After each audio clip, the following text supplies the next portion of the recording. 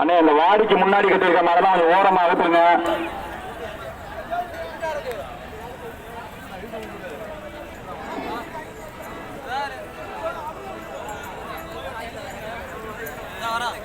வெளியில கட்டிருக்க மாடெல்லாம் தொழுவு கொண்டு வாங்க. எங்க வெளியில கட்டிருக்க மாடெல்லாம் தொழுவு கொண்டு வாங்க. வேட்டி கொண்டு இருக்கு. போன வருஷம் நல்லா அதிரடியா, அடுத்த வருடம் கண்டிப்பா பெரிய பெரிய பேசனா இருக்கு. இந்த வருடம் வேட்டி கொண்டுருக்கேன். அதை ஏற்றுக்கிட்டு வந்திருக்க காலைகளை தொழுவு கொண்டு வாங்க.